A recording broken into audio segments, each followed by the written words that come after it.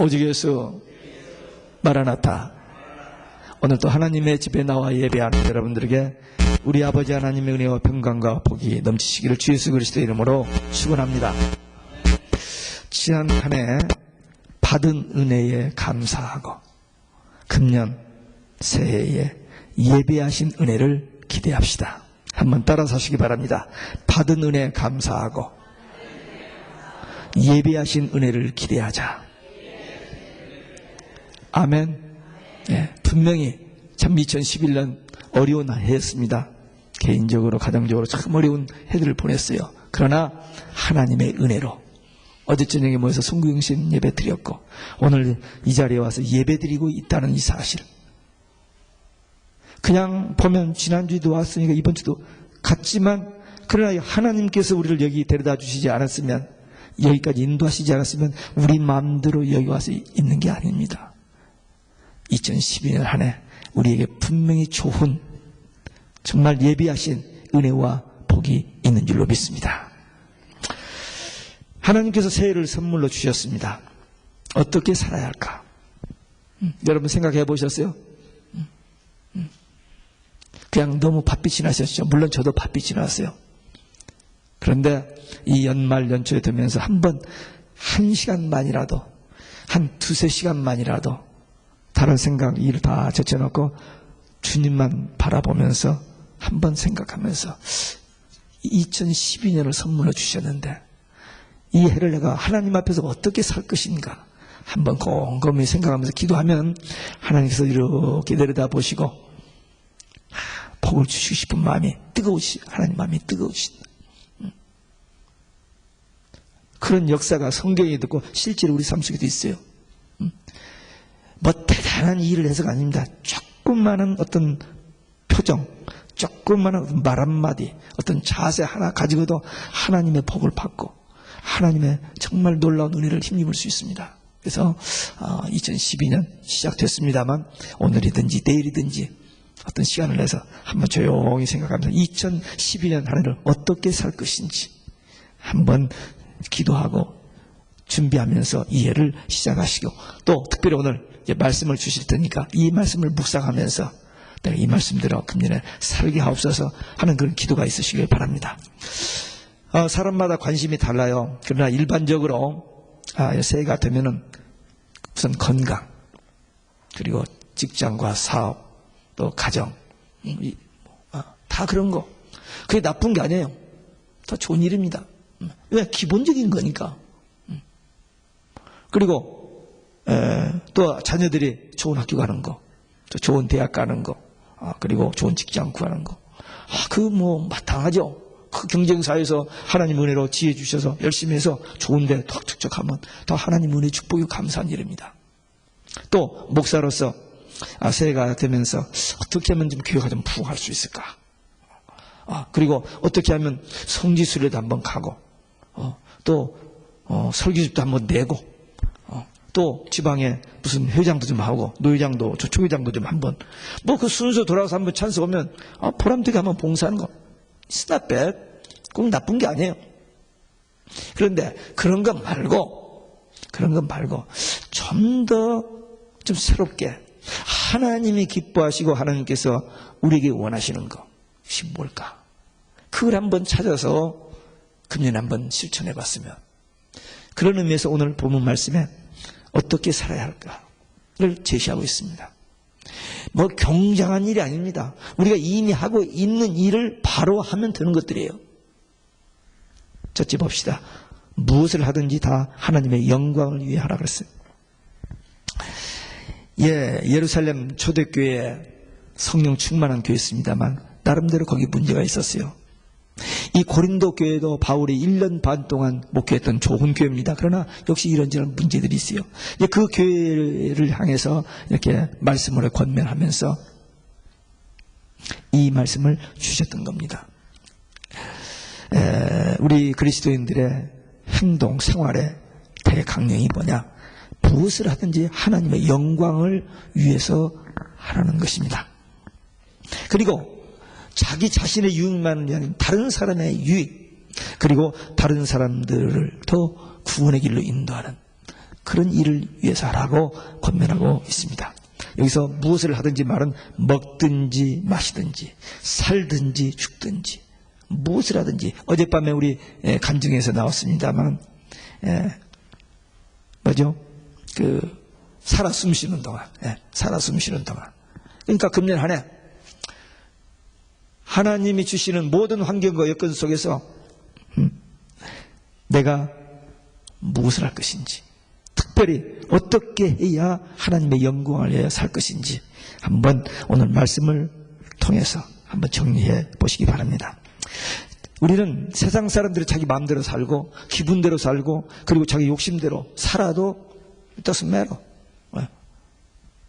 짐승들처럼 살아도 아무 상관없어요. 근데 우리는 그렇게 할 수 없어요. 우리는. 왜?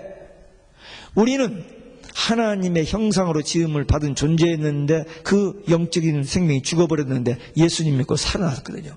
그래서 하나님과 인격적인 교류를 하는, 하나님과 우리가 대화하는 그런 존재들이요. 그 겉의 모양은 비슷해 보이지만 전혀 다릅니다.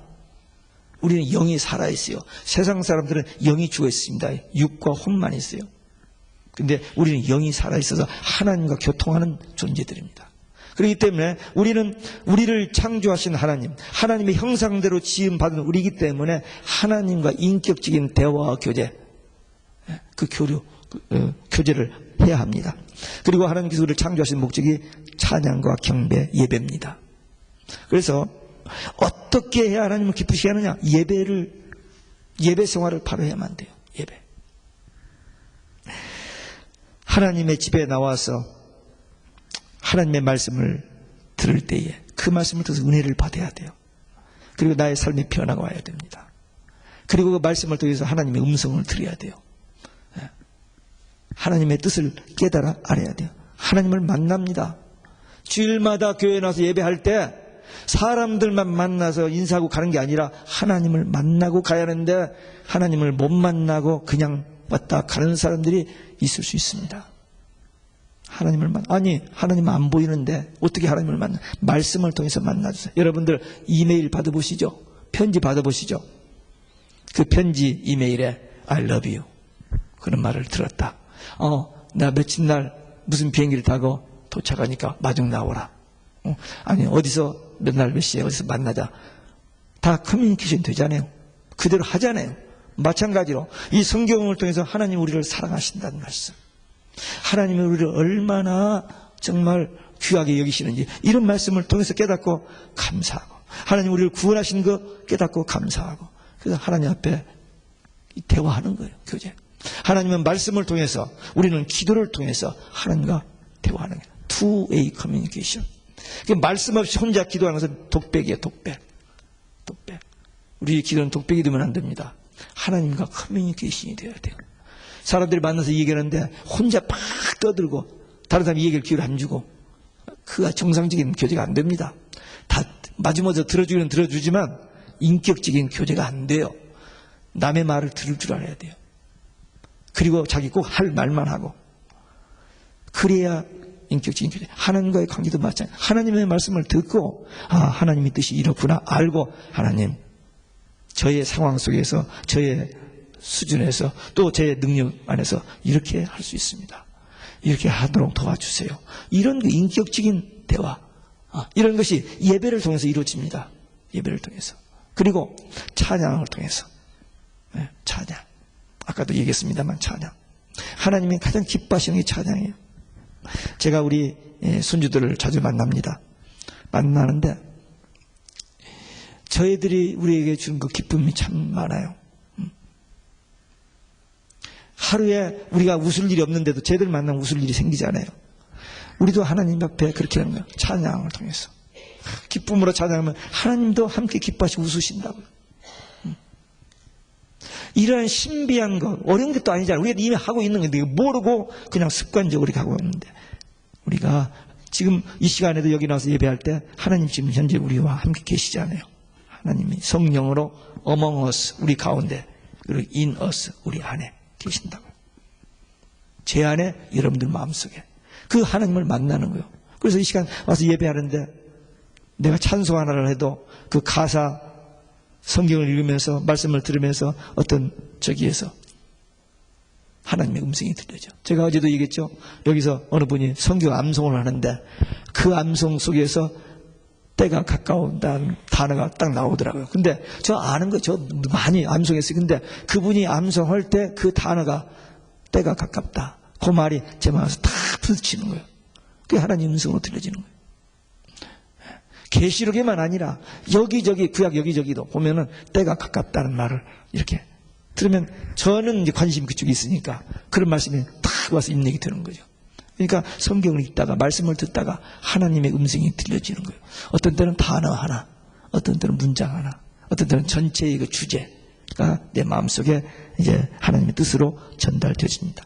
그래서 주일날 주님 앞에 나와서 예배할 때 이 약속된 축복을 받습니다. 그러니까 예배가 틀려지면은, 예배 실패하면 신앙생활 실패입니다. 교회에서 집사, 권사, 장로가 되고 목사가 되도요, 네. 형식적인 가짜 예배 드리면 예수님께서 독사의 자식들이라고 그랬어요. 종교 지도자들 보고 독사의 자식들. 아주 경건하게 드려요. 근데 가짜로 드리니까 독사의 자식들이라고 하잖아요. 그러니까 우리가 하나님은 속일 수 없어요. 사람은 속일 수 있어요. 네, 사람은 속일 수 있지만 하나님은 속일 수 없어요. 그러니까 주일날 예배 정말 정성 들여서 하나님이 받으실 만한 예배, 그래야 하나님의 음성이 들려지고 하나님의 위로와 평강이, 하나님의 기도 응답의 치유의 역사, 능력의 역사들이 나타나죠. 이 예배를 통해서 얼마든지 그런 일이 일어나고 있습니다. 금요 예배 와서 찬송, 기도, 말씀을 통해서 영성이 회복되어지고 그 다음에 치유 역사가 나타나고 믿음이 성장하고 그리고 성령이 충만해집니다. 주일날 한 번 신앙하고 금요일날까지 나와서 기도하고 예배하는 사람은 달라요. 다릅니다. 분명히. 물론 특별한 환경, 상황, 건강 때문에 못 나오는 건 그건 어쩔 수 없는 거고, 그러나 허락하는 범위 내에서 나오는 분하고 못 나오는 분은 차이가 있습니다. 더 새벽 기도도 마찬가지입니다. 이 새벽 기도 어떻게 보면 어렵습니다. 그러나 새벽 기도 하는 사람은 정말 신앙의 성수, 그리고 기도 응답, 그리고 하나님의 주시는 그 놀라운 그 평강, 기쁨, 성령 충만, 이런 것들이 차이가 나요. 심은 대로, pay the price, 대가를 지불한 대로 열매와 결과가 옵니다. 새벽 기도 습관이 되면 쉽습니다. 저는 새벽 기도가 제 목회에서 하면서 가장 중요한 부분입니다. 가장 행복한 시간이에요. 건강하기 때문에 또 합니다. 또 새벽 기도하면 건강해집니다.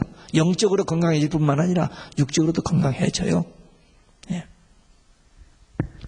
하나님과 깊은 교제와 관계가 이루어지는 이 새벽의 기도 시간. 물론 하나님 무소부재니까 집에서 해도 되고 차 속에서도 되고 길을 가면서도 할 수 있습니다. 무시기도 그렇게 할 수 있어요. 그러나 교회 예배당에 와서 기도하는 것도 달라요. 목사인 저도 집에서 기도하는 것과 교회에서 함께 기도하는 것은 전혀 다릅니다. 영적인 사이클이 달라요. 그래서 새벽에 교회에 나와서 기도하는 게 그렇게 좋습니다. 또 가정에서 부부가 자녀들과 함께 예배 드리는 거 참 중요합니다. 어제도 간증에서 나왔습니다. 손자들과 함께 합심 기도했더니 즉시 응답됐다고 간증하신 분이 있었는데, 예, 집안에서 아이들이 말로 배우는 게 아니라 보고 배웁니다. 부모가 이렇게 탁 성경 펴놓고 예배 드리는 모습을 보면 그렇게 마땅히 그렇게 하는 건 줄 알아요. 그래서 자기들도 어려운 일 되면 하나님 앞에 기도하고 성경 보고 그렇게 훈련. 그게 학교 교육보다 하버드 대학 가는 것보다 더 귀한 교육입니다. 하버드 대학 가면 뭐합니까? 솔직히 얘기해서. 그거 가서 뭐해요? 하나님 없다고 하는 무신론, 진화론 믿는 그 세상 대학 가서 공부 많이 하면 뭐합니까? PhD 하면 뭐해요? 폼 잡다가 그냥 가는 건데. 그러나 말씀 통해서 신앙생활을 통해서 예수 믿으면 구원받고 천국 가는데 이 가치, 이 비밀을 모르기 때문에, 저들은 그렇지만 우리는 이 비밀을 알기 때문에 예배를 그렇게 중시해야 돼. 가정 예배 매일은 힘들어도 일주일에 그래도 몇 번씩이라도 가정 예배를 드려야 됩니다.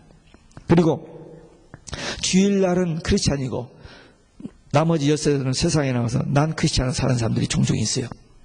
아닙니다. 주일날 말씀 마음에 받은 말씀을 가지고 한 주일 동안 삶의 현장에서 생활에서 그 말씀을 적용하고 이웃을 섬기고 이웃에게 친절하고 이웃에게 거짓말하지 않고 좋은 말하고 그들을 위해서 기도해주고 이 날마다 생활에서 그렇게 살아가야 돼요. 삶의 현장에서. 지난해까지는 우리가 우리 자신만 생각하고 마음을 넓히지 못했지만 금년에는 마음을 넓히고 이웃을 생각하면서 무엇을 하든지 하나님의 영광을 위해서 살기 위한, 그래서 예배 생활을 철저히 하고 말씀과 기도 생활에 큰 변화와 성장이 있는 2012년 한 해가 되시기를 주 예수 그리스도의 이름으로 축원합니다. 두 번째는 거치는 자가 되지 말고 덕을 세우라 그랬습니다. 우리 믿는 성도들이 하나님의 영광을 살기 위해서 소극적으로는 일단 다른 사람에게 거침돌이 되어서는 안 됩니다. 다른 사람을 실족하게 해서는 안 돼요. 교회 생활을 하다 보면요, 교회 생활에 익숙한 사람도 있지만 이제 초신자들이 있거든요. 잘 몰라요. 그런 사람 앞에서 너무 자기 혼자 은혜 다 받은 것처럼 막 이렇게 해버리면 초신자들은 기가 죽어서 그냥 떠나버려요. 아이고 난 저렇게 못하겠네 하면서. 그러니까 그런 사람들 앞에서는 그 사람 수준 눈높이에 맞춰서 대화해주고 들어주고, 그래서 그들을 양육하고 성장해드려야 하는데 자기 혼자 잘난 맛에 막 그렇게 설치면 안 됩니다. 설치면 안 돼요. 열심히 하는 것과 설치는 것과는 다릅니다. 충성스럽게 일하는 것과 자기를 드러내기 위해서 하는 것과는 달라요. 하나님이 다 알고 계시죠. 목사인 저도 알고 교인들도 다 아는데 초신자들도 압니다. 보면 알아요. 그러니까 우리는 다른 사람이 실족하게 하는 일이 없도록 우리 말, 행동 이런 거 조심해야 돼요. 첫째는 말을 조심해야 돼요. 이 말이 얼마나 중요한지 모릅니다. 이 말 한마디에 어떤 사람은 그냥 좌절과 낙심에 빠졌다가 살 소망을 갖고 살아나는 사람이 있고, 어떤 사람은 말 한마디 때문에 인생을 자포자기하고 포기하고 죽어버리는 사람도 있어요. 말 한마디. 어떤 사람은 말 한마디에 이 반쪽이 굳어버리고, 어떤 사람은 말 한마디 때문에 그만에 뇌를 해서 깨어나지 못하고 닷새 만에 돌아가시고. 말 한마디 얼마나 무섭습니까? 사람을 죽이기도 하고 살리기도 하는 말. 그래서 잠언 25장 11절에 보면 경우에 합당한 말은 아로새긴 은쟁반에 금사과라 그랬어요. 말 한마디에 사람을 살리고 죽이는 거예요. 그런데 우리는 아무 생각 없이 그냥 말을 함부로 해요. 정말 조심해야 됩니다. 미국 사람들은 이 속은 어떨지 몰라도 말 중에 그럼 좋은 표현을 땡큐를 잘합니다. Excuse me, please 이런 말을 잘해요. 근데 우리 한국 사람은 그냥 빨리빨리, 그리고 화가 날 일도 아닌데도 그냥 언성을 높이면서 그냥 막 이렇게 얘기하는 거, 이런 것들을 좀 고쳐야 됩니다. 다는 아니지만 우리 교회 안에서나 가정에서나 이 여러 사람들이 모인 자리에서 필요 없는 쓸데없는 실언들을 하기가 쉽습니다. 세상 사람들과 우리는 다릅니다. 세상 사람들은 생긴 대로 마음대로 해도 it doesn't matter. 근데 우리는 성도들은 구별된 사람들입니다. 세상 사람들과 같이 해서는 안 돼요. 우리 안에 성령이 계시는데, 우리 안에 하나님이 다 보고 알고 계시는데, 구별된 우리들은 언어를 구별해서 쓸 수 있어야 합니다. 세상 사람들은 형님, 언니, 회장님, 사장님 찾아도 교회에서는 그런 거 하는 거예요. 하나님이 주신 직분이 있잖아요. 하나님이 주신 직분. 집사님, 권사님, 장로님, 목사님. 직분이 없는 분이 있어요. 그럼 형제님, 자매님. 그렇게 하면 돼요. 절대로 언니, 형님, 사장님, 회장님. 그런 거. 직분을 얘기하시. 그리고 말뿐만 아니라 행실은 언행이 일치돼야 됩니다. 말만 하면 안 돼요. 말만 하면. 그래서 예수님께서 바리새인들은 말만 하고 행동을 그렇게 하지 않으니까 저들 말은 듣되 행동은 본받지 말라 그랬잖아요. 그들을 독사의 자식들이라고 하잖아요. 지독한 말이죠. 마귀 새끼들이라는 거예요. 마귀 새끼들. 점잖으신 예수님께서 오죽하면 그들은 겉으로는 굉장히 경건한 사람들입니다. 그런데 속은 회칠한 무덤, 그 속에 썩은 송장 냄새 나는. 그래서 우리 말과 행실, 행함이 없는 믿음은 죽음이 있음이라고 그랬어. 정말 행함이 따라 이런 예화가 있습니다. 천국에 가면은 목사들은 혀만 와 있고 교인들은 귀만 와 있대요. 왜? 목사들은 말만 자기 그대로 살지 않고 그 혀만 가고 혀만 구원 받은 거예요. 그리고 다른 구원 못 받고. 근데 교인들은 귀만 구원 받은 거예요. 많이 들었으니까. 근데 행함이 없는 거예요. 행함이 없어요. 여러분, 귀가 열려야 됩니다. 그래서 계시록에 보면 귀 있는 자는 성령이 교회들에게 하시는 말씀을 들을지어다. 성령이 하시는 말씀을 들을지어다. 귀가 열려야 돼서. 자녀들이 우리 부모들의 말보다도 행하는 것을 보고 배우게 됩니다. 교인들도 목사나 신앙의 선배들, 먼저 신앙생활 사람들을 하는 것을 보고 배워요. 보고. 네. 그래서 우리가 정말 신앙의 본이 되어야 돼요. 우리 한국 교회가 25%, 4분의 1이라고 하는데 사회에 전혀 영향을 못 주고 있습니다. 왜? 교회 안에서는 열심히 있는 신앙인인데 교회 밖에 나가서는 본이 되지 못하기 때문에 많은 지탄을 받고 욕을 먹죠. 참 안타까운 일입니다. 신앙과 생활이 일치되지 않기 때문입니다. 우리 그리스도인들은 누가 보든 안 보든 정직해야 돼요. 진실해야 되고 겸손해야 됩니다. 어떤 삼촌이 조카에게 편지 한 장을 주면서 우표 사서 편지 붙이라고 돈을 줘서 신부를 보냈어요. 근데 얘가 가서 그 삼촌이 준 돈은 포켓에 집어넣고는 그 사진을 사람이 안 볼 때 우체통에서 싹 집어넣고 와버렸어요. 그래서 삼촌이 야, 잘 갔다 왔나요? 그랬더니 가서 사람이 안 보길래 그 통에다 탁 집어넣고 왔다고. 그러면 됩니까? 그 세상 사람은 그렇게 살아요. 안 보면은 그냥 속이면서 대충 그게 조금 더 양심의 가책도 없이 그렇게 살아갑니다. 근데 우리 예수 믿는 사람은 그럴 수가 없죠. 하나님이 불꽃 같은 눈으로 보고 계시는데. 그리고요, 요즘 세상은요, 하나님이 안 보시듯 세상에서 다 봐버리지는 우리가 어디 갔다 온 거 다 알잖아요, 이제. 전화 하나 딱 하면은 지금 어디서 전화 받고 있고 어느 식당에 앉아 있고 그 앞에 파킹 나서 차들이 무슨 차가 파킹되어 있는 거 다 알아버리는 시대입니다. 생년월일 이름만 대고 소셜 시큐리티 넘버 안 돼도 생년월일 이름만 대도요 우리의 과거 모든 것이 다 나와버리지는 병이 뭐고 은행이 뭐고 그 다음에 뭐 학력 뭐 어디서 살았던 거 다 나와버립니다. 이제는 모든 인포메이션을 다 집어넣었기 때문에 그것을 이제 칩에다 넣어가지고 쌀알 만한 칩에다 넣어서 이 오른손 여기다가 이마에다 집어넣는 때가 지금 왔어요. 오는 것이 올 것이 아니고 왔습니다. 벌써 칩을 많이 집어넣었어요. 2010년 3월 30일 법이 통과되었습니다. 의료법이 통과됐기 때문에 3년 후인 지금은 컴퓨터 작업을 해요. 지난번에 얘기했죠. 네.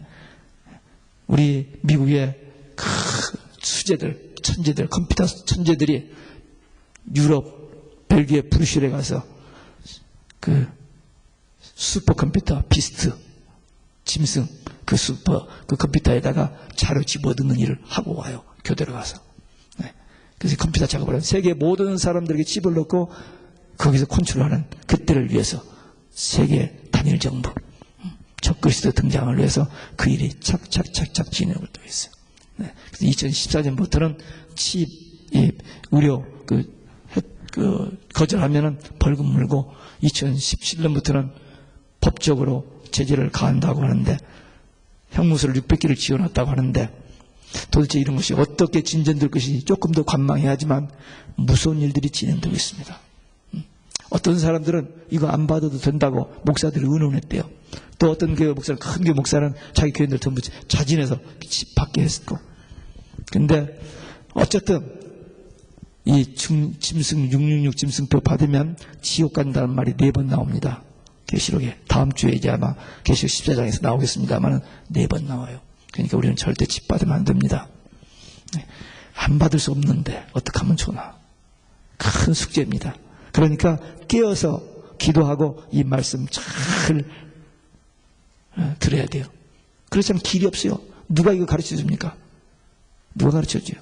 어떤 목사들이 받아도 된다고 하는데 어떤 목사는 교인들을 다 솔선수범해서 가서 칩을 받고 있는데 정 목사는 받으면 안 된다고 하는데 성경에는 칩 받으면 지옥 간다는 말이 4번이 있다고 하는데 어떻게 하시겠어요? 단순히 의료 문제만 아니라 우리의 모든 건강에 유익한 것까지 이제 앞으로 그 속에다 집어넣는데요. 그 조그마한 쌀 하나다가. 그래야지 그게 몸에 들어가 있으면 모든 것이 건강도 체크업되고 뭐 조절되고 하는 것까지 개발된다는 게 지금 최근에 지금 집에 대한 정보예요. 그래서 안 받으려고 그냥 자진해서 받게 되는 그런 상황이 온 거고, 또 특별히 계시록 13장에 지난번에 본 것처럼 16절에 보면 거짓 선지자들이, 주의 종들이, 목사들이 칩 받게 한다고 했잖아요. 안 받으면 죽인다고. 그러니까 이 말씀이 그대로 이루어질 거거든요. 목사들이 집어들어오는데 안 넣어요? 넣지. 근데 집어대면 큰일 납니다. 큰일 나요. 잘 들어두시기 바랍니다. 지금 시대가 그런 시대입니다. 그러니까 우리 하나님이 다 보고 계세요. 알고 계십니다. 속일 수 없어요. 그 다음에 우리가 웃음으로, 웃음은 내적인 기쁨이 밖으로 나오는 거예요. 마음이 평안하면 웃음이 나오고, 웃음이 나오면 자기도 평안하고 남에게도 유익을 줍니다. 돈도 안 들어요, 웃음은. 돈이 안 들어요. 아무리 주어도 손해보고 자기도 유익하고 남도 유익하고. 그래서 이 웃음으로, 말과 행동과 웃음으로 다른 사람에게 피해를 주지 말고 유익을 주는 삶. 그래서 이 금년 한 해는 말과 행동과 웃음으로 이웃에게 덕을 세우는, 그래서 유익을 주는 승리의 삶이 되시기를 주 예수 그리스도의 이름으로 축원합니다. 세 번째, 영혼을 구원해야 됩니다. 바울이 예수님을 만나고 복음을 전할 때 생명을 걸고 복음을 전합니다. 그리고 정말 말로 다 할 수 없는 고생을 합니다. 그러면서 그 고생을 다 통과하면서 바울은 오늘 말씀에도 보면은 자기를 본받으라고 해요. 자기가 그렇게 한 것을 본받으라고. 참 그렇게 말하기 어렵습니다. 그런데 바울은 자기가 너무너무 특별해서가 아니라 자신 있게 정말 자기가 그렇게 살았기 때문에 내가 한 것처럼 너희들도 그렇게 하라고 말할 수 있었던 것입니다. 많은 사람들에게 유익을 주고 다른 사람을 사랑하는 것, 그것이 하나님을 기쁘시게 하고 하나님께 영광 돌리는 건데, 영혼을 구원하는 일이 하나님의 영광을 위한 가장 좋은 겁니다. 다시 말하면 다른 사람들에게 피해를 주지 않는 것은 약간 소극적인 면이고, 조금 적극적으로 다른 사람에게 유익을 주는 것이고, 그 다음에 궁극적으로는 그들의 영혼을 구원하는 일, 그 일에 우리가 관심을 가지고 그 일을 위해서 사는 것이 곧 하나님의 영광을 위해서 사는 것이란, 남에게 피해 안 주는 것 정도가 아니라, 유익을 주는 정도가 아니라 그들의 영혼을 구원하는 일.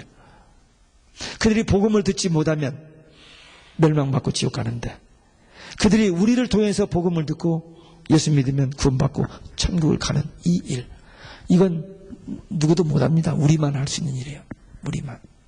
여러분과 저만 할 수 있는. 지금 누군가 우리들을 통해서 복음을 듣고 예수 믿고 구원받을 사람들이 있어요. 가족 중에도 있고 친구 중에도 있고 친척과 형제 중에도 있습니다. 그들의 영혼을 사랑하는 마음 가지고 기도하고, 어떤 기회든지 하나님께서 타이밍을 맞춰주셔요. 그래서 내가 특별한 무슨 방법을 쓰지 않았는데도 그냥 한두 마디 이렇게 대화를 건넸는데 그 사람의 마음에 변화가 오고 그 복음을 받아들이고 예수를 믿게 되는 그런 일들이 있어요. 물론 어떤 사람은 지독히도 안 믿고 그냥 핍박하고 막 반항하고 하다가 나중에 믿는 사람도 있지만, 어떤 사람은 정말 예비된 사람들은 금방 한 몇 마디에 그냥 예수 믿고 변화되는 사람들도 있어요. 그래서 우리가 영혼 구원에 대해서 관심, 왜? 하나님의 소원입니다. 하나님은 누구든지 멸망치 않고 예수 믿고 구원받기를 원하세요. 이게 하나님의 소원이에요. 그러니까 우리가 복음 전하는 것은 하나님을 기쁘시게 하는 일입니다. 그리고 우리가 이웃에게 한 최고의 사랑입니다. 그보다 더 귀한 사랑이 어디가 있어요? 아니, 영원한 멸망 받을 사람을 영원한 천국 가서 살도록 하는 그 길을 인도하는 것, 그보다 더 귀한 일이 어디가 있어요? 그리고 우리가 더할 수 없는 기쁨을 누려요. 그 기쁨, 천하보다 더 귀한 한 영혼을 주 앞에 인도하고 난 그 기쁨, 체험해보지 않고는 알 수 없습니다. 전도하지 않는 것은 이웃에 대한 사랑이 없는 거고, 무관심한 거고 하나님의 뜻을 거역하는 것이고 마귀를 기뻐하는 것입니다. 화를 받습니다. 전도하면 상을 받아요. 근데 전도하지 않으면 화를, 바울이 그랬어요. 내가 이 복음을 전하지 않으면 내게 화가 있으리라 그랬어요. 왜? 하나님께서 그 사명을 맡겨주셨는데 복음을 피곤하다고, 몸이 아프다고, 바쁘다고 안 전하면 하나님이 그 책임을 물으신다는 거예요. 제가 지난번에도 얘기했습니다. 제가 지금 말씀을 전하는 이 재림 신앙 계시록 설교 참 힘들어요. 저도요. 힘들지만 제가 안 전하면 저는 화를 받습니다. 저는 죽어도 이 말씀을 전해야만 해요. 왜? 나팔을 불어도 경고하라고 했는데 안 하면은 그 핏값을 파수꾼에게서 찾겠다고 성경은 분명히 얘기하고 있습니다. 그렇기 때문에 이 말씀을 전해야 돼요. 여러분들도 마찬가지예요. 이 귀한 복음을 가지고 있는데 한 생명을 살릴 수 있는, 영원한 생명을 얻게 할 수 있는 이 귀한 복음, 이 하나님의 비밀을 맡았는데 이 목사만 일이 아니잖아요. 우리 같이 모든 성도들이, 예수 믿는 모든 성도들이 해야 할 일인데 이걸 맡았는데 그냥 시간이 없다, 바쁘다, 관심이 없다 핑계대면 안 돼요. 전도를 하라는 것은 성경의 명령인 것은 다 압니다. 주님의 지상명령인 거 다 알아요. 그래서 전도 안 하겠다고 뻐둥거리는 사람은 없어요.